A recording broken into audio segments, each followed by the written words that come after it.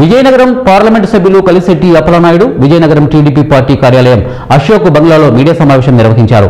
ఈ సందర్భంగా ఆయన మాట్లాడుతూ డిసెంబర్ 1న ప్రారంభమయ్యే పార్లమెంటు శీతాకాల సమావేశాల్లో కేంద్రం నుండి రాష్ట్రానికి రావాల్సిన ప్రయోజనాల దృష్ట్యా రాష్ట్ర ముఖ్యమంత్రి నారా చంద్రబాబు నాయుడు పార్లమెంటరీ పార్టీ మీటింగ్లో చెప్పిన సలహాలు సూచనల ప్రకారం వ్యూహాలు అనుసరించి తీసుకున్న చర్యలను వివరిస్తూ అలాగే విజయనగరం పార్లమెంటు అభివృద్ధికి మౌలిక సదుపాయాల కొరకై కేంద్రం నుండి సహకారం అందే విధంగా పూర్తి స్థాయిలో కృషి చేస్తామని పత్రికాముఖంగా తెలియజేశారు.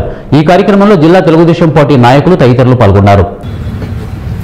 మనం నెక్స్ట్ జూన్కి ప్రారంభమవుతుంది కనుక దానికి సంబంధించి మన ఉత్తరాంధ్ర కేంద్ర మంత్రి ఉన్నారు కనుక వారు కూడా సమావేశంగా ఉన్నారు.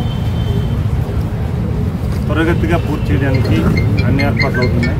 దానికి అనుబంధం సంబంధించిన పరిశ్రమలు రావడానికి ఇండస్ట్రియల్ మినిస్టర్ని కలిసి ఒక రికమెండేషన్ చేయమని చెప్పారు. అది కూడా మేము ఏర్పాట్లు చేస్తాం. అలాగే విద్యా సంస్థలను ఏర్పాటు చేయడానికి కూడా కన్సల్ట్ నేషనల్ ఇన్స్టిట్యూట్ని సంస్థ కూడా ఏర్పాటు చేయమని మన విద్యాశాఖ మంత్రిని అనుసంధానం చేసి వారిని కూడా కన్సల్ట్ చేయమన్నారు.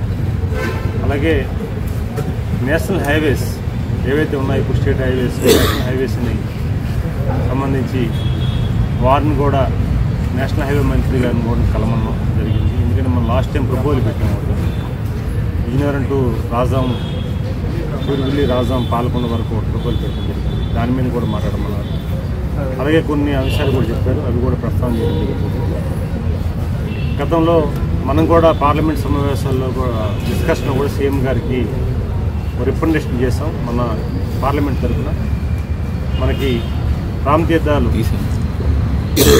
రాముల వారి గురి ఉంది కనుక దానికి సంబంధించి టీటీడీ ఆధ్వర్యంలో దత్తత తీసుకొని టీటీడీ నిధులతో ఒక 15 కోట్ల రూపాయలు మంజూరు చేయమని అడిగాం.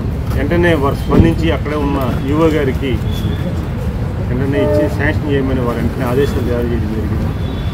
అది మన భక్తు తరఫున వారికి ప్రత్యేకమైన కృతజ్ఞతలు తెలియజేసుకుంటాం. అలాగే సంగీత కళాశాలకు సంబంధించి వారే అప్పుడు 2014-19 టైంలో వారు అధికారికంగా ప్రకటించి అప్పుడు మనకి ప్రభుత్వం తరఫున రాష్ట్ర ప్రభుత్వం తరఫున కార్యక్రమాలు చేపట్టారు. దాన్ని థ్యాంక్స్ చెప్తూ మళ్ళీ పూర్వవైభవం రావాలి, మళ్ళీ ఈ తరానికి ఆ కళాశాల వైభవం తెలియాలనే ఆలోచనతో రికమెండేషన్